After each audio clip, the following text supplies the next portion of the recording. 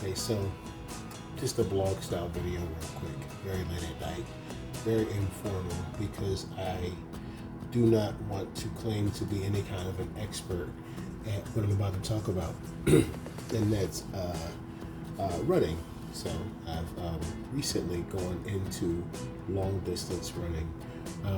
I got to a point, I started in about 2019 seriously, where I did my first half marathon, I believe, was the Rocky Run in 2019.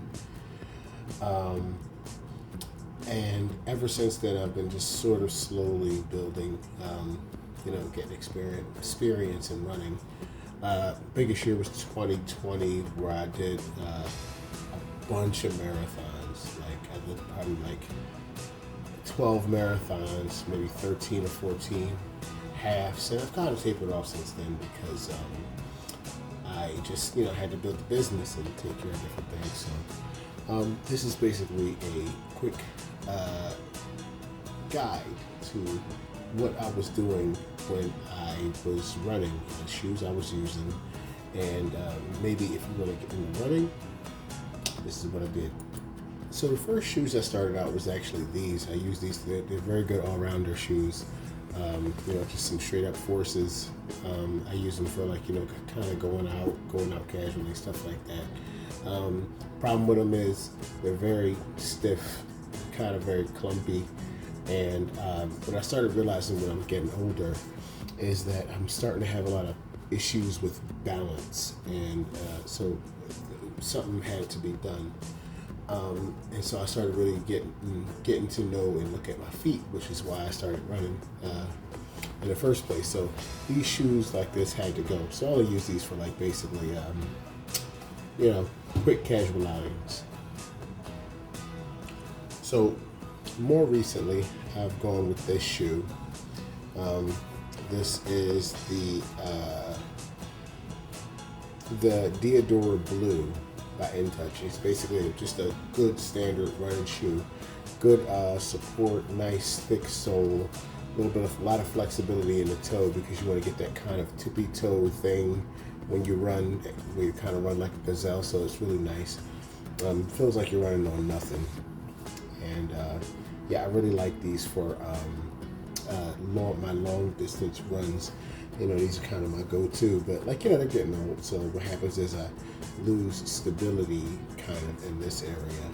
So I started to move on to something different. So I started going on to the barefoot running shoe. So this is basically a minimalist running shoe. Whereas this first one has no heel flexibility, no shoe flexibility. The barefoot shoe can pretty much, machine washable, nice impeccable, stuff like that. And this kind of goes for the thing, like these types of shoes are, the supports are so thick and so heavy that they compromise the bones inside the feet, so you understand. And that's an issue when it comes to, just moving around and walking and keeping your balance. So when you move to barefoot shoes and socks, because you also need barefoot socks, these are barefoot, just typical standard barefoot socks, because you need your toes to splay. See, what happens is, if you don't want to look stupid and have the whole barefoot toey thing, that's a little gel.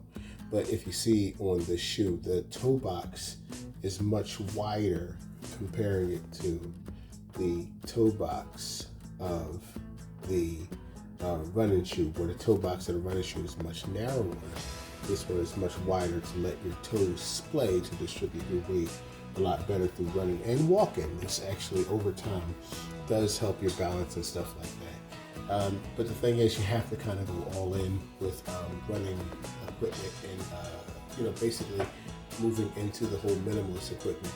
And you will eventually move on to things like these, just some simple minimalist shoes.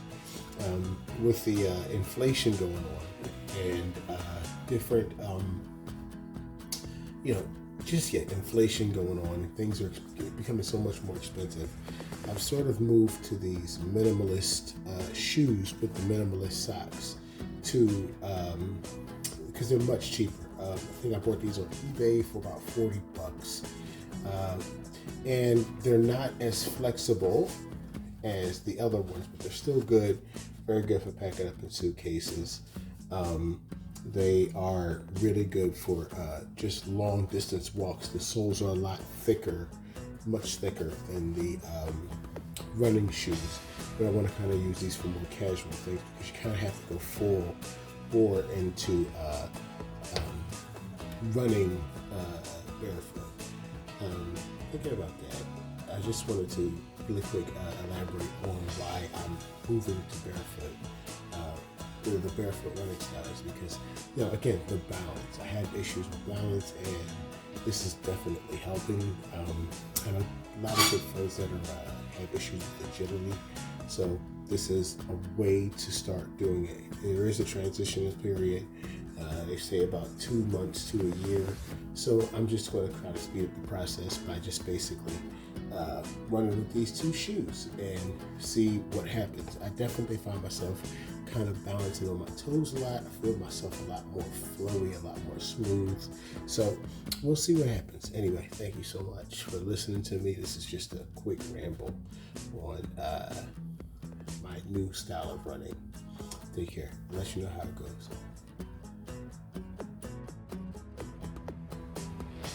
So yes, roughly a week into it, I ended up, like I said, with the toe socks and these two shoes. I've been using them for about 7 days straight now. And I can definitely say that, I'm always kind of jiggly and rocky and stuff like that. I mean, more so now, I find myself kind of articulating on my toes, and it's really helped my balance. I feel a lot more flowy. I can definitely attest to that. And lastly, I'll just say that the cost. I got the idea from the dollar store when I started seeing AA batteries. They sell 4 AA batteries for $1 at the dollar store, but then now they sell about 3 AA batteries for $1. So I started thinking about downsizing shoes. So that's why I went from this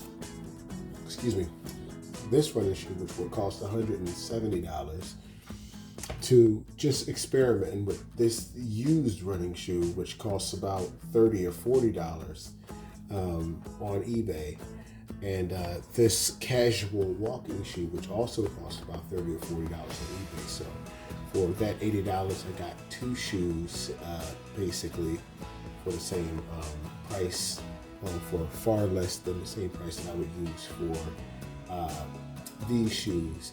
And those forces down there that cost, $150 and about $120 respectively. So again, these 2 shoes cost $80. These 2 shoes cost over $200, almost $300. Ridiculous. This is how you use your austerity measures. Make things less. Anyway, thanks for listening to me, guys.